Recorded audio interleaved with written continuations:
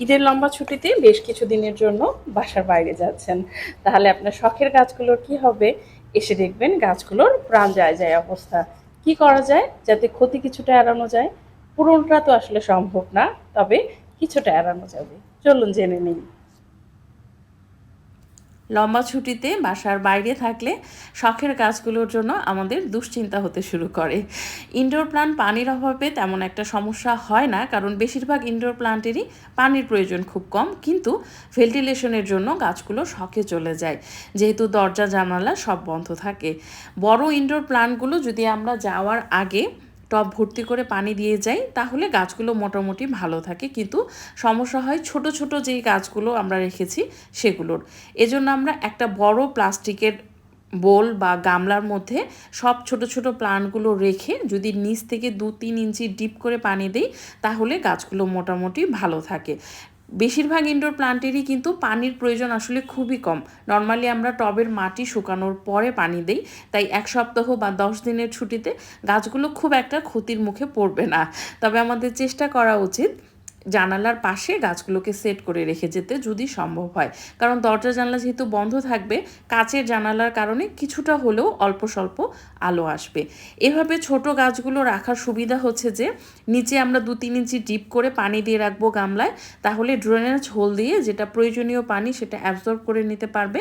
আর সবগুলো গাছ একসাথে থাকার কারণে আর্দ্রতা বজায় থাকবে। আর পানির যেই গাছগুলো আমরা লাগিয়েছি সেগুলো কিন্তু চেক করে যেতে হবে যে পানিটা শুকিয়ে গেছে কিনা। এখন বারান্দা বাগান আর ছাদ বাগানের গাছগুলোর কি করব আমরা? দুটো পদ্ধতি আমরা ফলো করতে পারি। কোকোপিট ব্যবহার করতে পারি।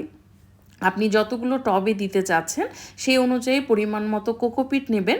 চাইলে আপনি যদি আরও বেশি দিনের জন্য যান, মানে 2 সপ্তাহ বা তারও বেশি, তাহলে কম্পোস্ট, ভার্মি কম্পোস্ট এগুলো ব্যবহার করতে পারবেন। পাতা পচা সার, শুকনো গোবর যে কোনোটা আর কি, ভার্মি কম্পোস্ট ব্যবহার করতে পারবেন। শুধু কোকোপিট আপনি অল্প কয়েকদিনের জন্য দিতে পারেন। আর কোকোপিটের সমস্যাটা হচ্ছে একবার শুকিয়ে গেলে কিন্তু তখন একদম খটখটে হয়ে যাবে। আর কম্পোস্ট দেওয়ার কারণে সেটা আরেকটু বেশি দিন ভেজা থাকবে, একটু ভারী হয়ে যাবে। এ কারণে আপনি খুব বেশি দিনের জন্য গেলে কম্পোস্ট অ্যাড করবেন, না হলে করার প্রয়োজন নেই। তারপর 15 থেকে 20 মিনিটের জন্য পানি দিয়ে আমরা ভিজিয়ে রাখবো সেই কোকোপিট এবং কম্পোস্ট। ভিজিয়ে রাখার ফলে কোকোপিটটা আরেকটু ভারী হয়ে আসবে, যেহেতু পানিটা সে শুষে নিচ্ছে এরকম। এরপর আমরা যেই টবে দিতে চাচ্ছি তার চারপাশে দিয়ে রাখবো। তো যেই টবে আমরা দেব সেই মাটিটা প্রথমে হালকা করে খুঁচিয়ে নেব এবং পানি দেব টবের মধ্যে।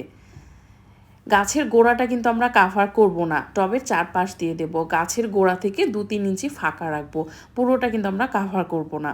টবের চারপাশ দিয়ে একটু পুরু করে কোকোপিট দেব। ঠিক এভাবে এটা দেওয়ার সুবিধা হচ্ছে টবের মাটি পুরোপুরি সূর্যের আলোর সংস্পর্শে আসছে না, এ কারণে আগে যেখানে পানিটা শুকাতে 2 দিন লাগতো, কোকোপিট এবং কম্পোস্ট দেওয়ার কারণে সেখানে হয়তো 4 দিন 5 দিন, মানে একটু বেশি সময় লাগবে, গাছগুলো ভালো থাকবে।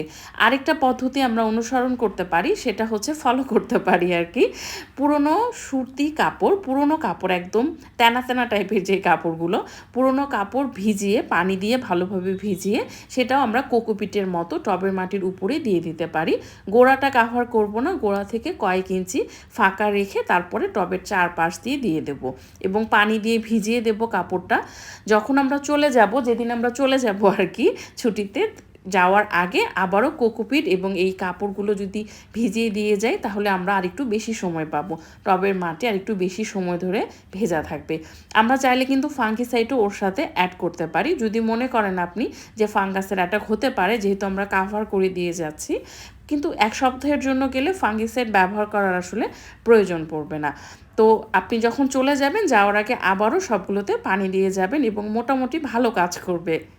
তো এই ছিল আজকের ভিডিও। ভিডিও ভালো লাগলে যুক্ত হতে পারেন আমাদের ফেসবুক পেজ লেসি মম ডায়েরিতে। আবারও দেখা হচ্ছে।